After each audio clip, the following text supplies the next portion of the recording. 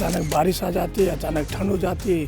तो ये सब चीज़ें जो है, जो हो रहा है, चेंज हो रहा है, क्लाइमेट चेंज, तो फसलों में तो इसका डायरेक्ट असर है ही, हम देख रहे हैं, जिसकी वजह से उसका सीधे सीधे असर पड़ता है उसकी जो फसल की पैदावार में, और असर पड़ता है उसके जेब में पैसे की आमदनी का। जब तक फार्मर्स अगर इससे यील्ड बढ़ानी है या आगे उसको बढ़ना है, तो उसको डाइवर्सिफिकेशन में जाना पड़ेगा।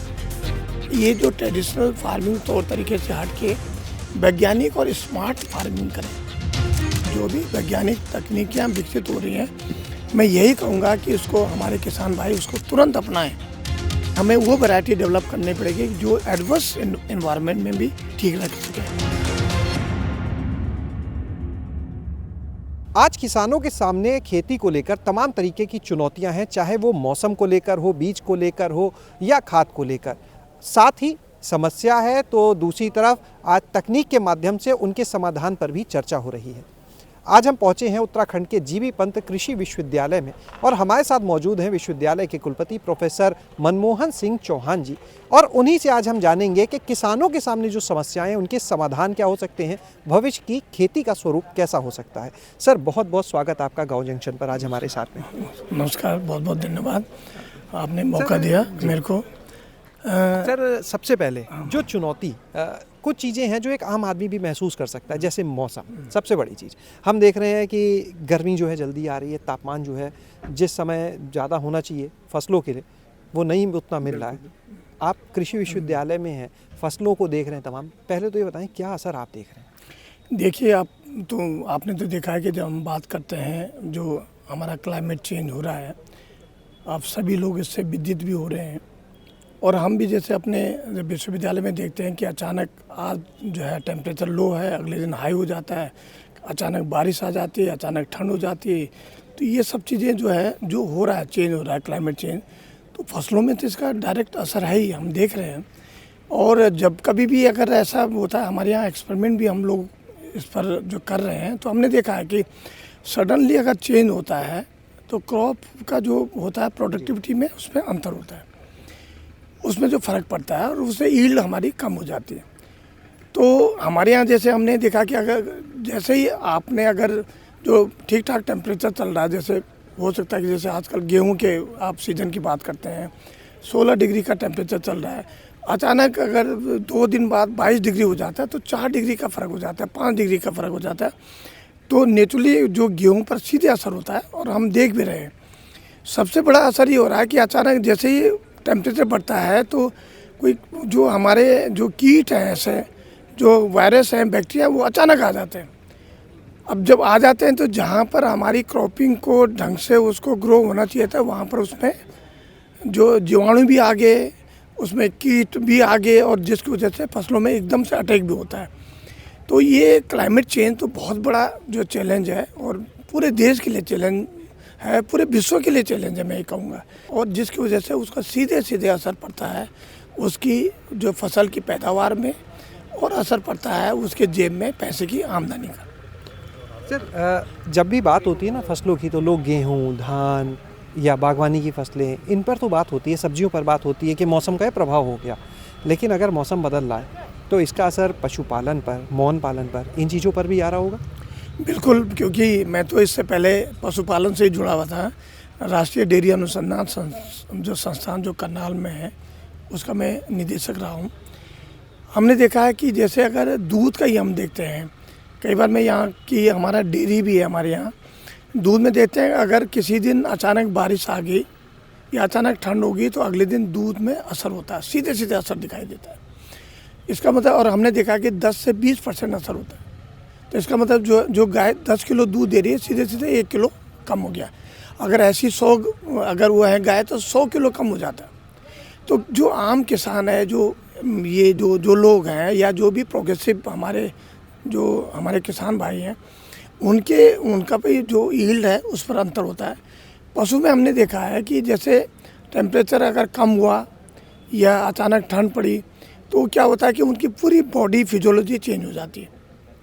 उनका जैसे वो जो इंटेक जो होता है खाने का, जो इसका चारे का इंटेक है वो कम हो जाता है, पानी का इंटेक बढ़ जाता है। जैसे ही गर्मी हुई, तो इस सब चीज़ों में उसकी पूरी फिजियोलॉजी में, पूरी बॉडी में, पूरे शरीर में असर करता है और जिसका सीधा असर होता है दूध पर। इसके अलावा जो है, अगर क्या होता है कि अगर अचानक गर्मी होगी तो प्रजनन पर भी अंतर होता है।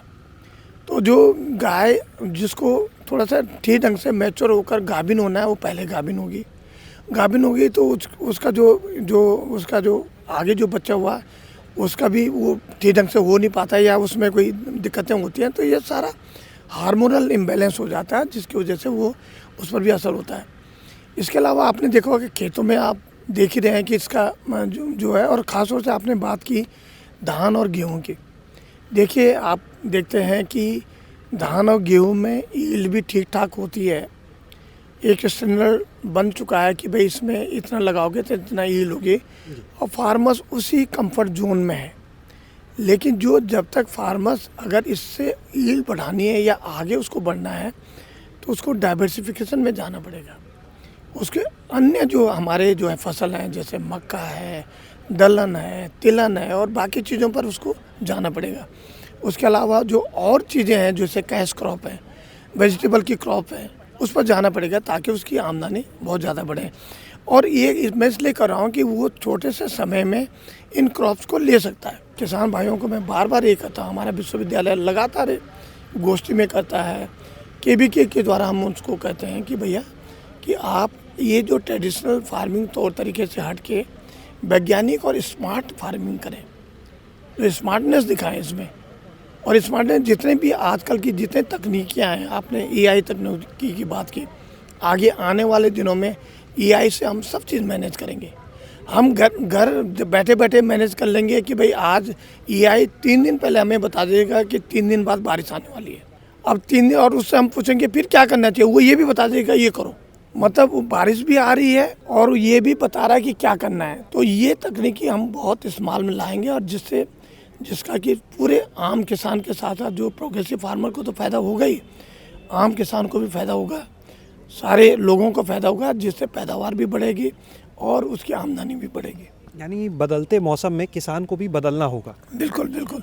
जब तक आप देखो कि जैसे जैसे क्लाइमेट चेंज हो रहा है, आपको उसके अभी आप जो आंकड़े आपके सामने हैं, आंकड़े ये कहते हैं कि हमारे यहाँ पैदावार जैसे सरप्लस हो रहा है। हम मतलब गेहूँ उत्पादन में, चावल उत्पादन में, दूध उत्पादन में, अंडे उत्पादन में, मछली उत्पादन में या तो नंबर 1 पे है विश्व में या नंबर 2 पे है। बात उसकी पैदावार की नहीं है, बात यह है कि समस्या ये है कि जो हम ये उत्पादन कर रहे हैं, क्या वो हमारे लिए, ये अनाज जो हम कर रहे हैं जिसमें केमिकल फर्टिलाइज़र बड़ा यूज़ कर रहे हैं, वो हमारे लिए यूज़फुल है कि नहीं है, हमारे स्वास्थ्य के लिए ठीक है कि नहीं है। एक तो वाली है समस्या। एक चैलेंज ये है कि हमारे यहाँ जो माल न्यूट्रिशन हो रहा है, जो अभी आप आंकड़े कहते हैं कि 19 करोड़ लोग अभी भी हमारे अंडर नरिश्ड हैं और माल नरिश्ड हैं। इसका मतलब उनको पौष्टिक आहार ढंग से नहीं मिल रहा है, तो उस पर विशेष ध्यान देने की ज़रूरत है। समस्या प्रोटीन की है कि प्रोटीन उनको मिल रहा है कि नहीं मिल रहा है। समस्या ये है कि उनको मिनरल है, विटामिन्स है, उनके भोजन में मिल रहा है कि नहीं मिल रहा है। समस्या ये है कि कम लागत से कैसे ज़्यादा हम उत्पादन करें, इस बात की ज़्यादा समस्या है। तो जितनी भी तकनीकियाँ हैं जो विश्वविद्यालय के द्वारा या ICAR के द्वारा या जो और भी हमारे रिसर्च के जो अनुसंधान के जो हमारे संस्थान हैं, उनके द्वारा जो भी वैज्ञानिक तकनीकियाँ विकसित हो रही हैं, मैं यही कहूँगा कि उसको हमारे किसान भाई उसको तुरंत अपनाएं। एक चीज़ सर ये ज़रूर जानना चाहेंगे, अभी हम लोगों ने IMD के जो DG हैं उनसे बातचीत की थी, उनका इंटरव्यू हुआ, तो उन्होंने एक बात कही कि जो मानसून है वो लगभग 15 दिन खिसक रहा है। अब इसकी वजह से काफ़ी दिक्कतें खेती में भी हो रही हैं। बिल्कुल, उन्होंने हम लोग भी महसूस कर रहे हैं, क्योंकि हमारे यहाँ तो मेट्रोलॉजिकल जो डेटा हमारे पास आता है, मेट्रोलॉजी का डिपार्टमेंट भी है, उनसे भी मेरे समय समय पर बात होती है। वो भी कहते हैं कि सर ये तो चेंज आ रहा है, डिलेइंग हो रहा है, तो नेचुरली हमें हर चीज़ को डिलेइंग में लाना पड़ेगा, लेकिन कितना डिले करेंगे हम, ये भी समस्या हमारे पास है। इसका मतलब है कि हमें जो हाई टेम्परेचर है उससे जुड़े हुए वैरायटी डेवलप करनी पड़ेंगी। हमें जो हमारी देसी गाय हैं जो कि ज़्यादा हाई टेम्परेचर में सर्वाइव कर लेती हैं, जो भैंसें हैं उन पर ज़्यादा ध्यान देने की ज़रूरत है। उनकी हमें थोड़ा सा उनको ब्रीडिंग को इस ढंग से लाना पड़ेगा उनको कि ज़्यादा दूध भी दें और ज़्यादा टेम्परेचर में भी रह सकें। तो ये जो इसी ढंग से क्रॉपिंग में है कि हमें वो वैरायटी डेवलप करनी पड़ेगी जो एडवर्स एनवायरनमेंट में भी ठीक रख सके।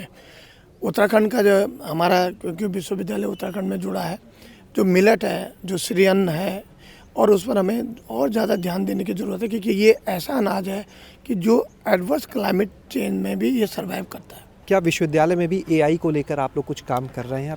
बिल्कुल, हमारे यहाँ ये है, क्योंकि हमारे यहाँ तो इंजीनियरिंग डिपार्टमेंट बहुत बड़ा है, इंजीनियरिंग कॉलेज है, अपने आप में माना हुआ कॉलेज है, और उसके साथ साथ जितने भी हमारे, हम आपस में मिलके एक हमारा कोऑर्डिनेशन बना है, एक टीम बनी है कि जिसको ये ध्यान में रखना है कि खेत का और लैब का और जो इंजीनियरिंग की टेक्नोलॉजी आपस में कंबाइन करके, और जिसमें ईआई का जो होगा ध्यान होगा, तो हमारे यहाँ हम वो डेवलप कर रहे हैं। उस हिसाब से सॉफ्टवेयर की ओर जा रहे हैं।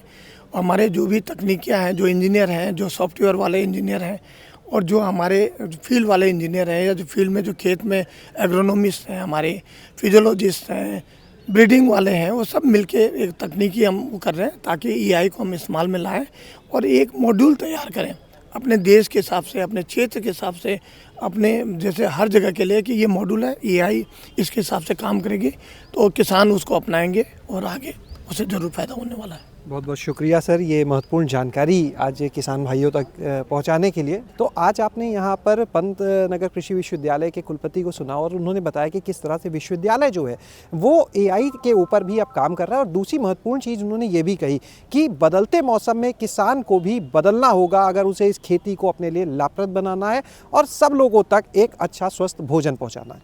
शैलेश अरोरा, गाँव जंक्शन। गांव जंक्शन को सभी सोशल मीडिया प्लेटफॉर्म्स पर फॉलो करें। व्हाट्सएप चैनल और जीमेल आईडी पर भी संपर्क साध सकते हैं।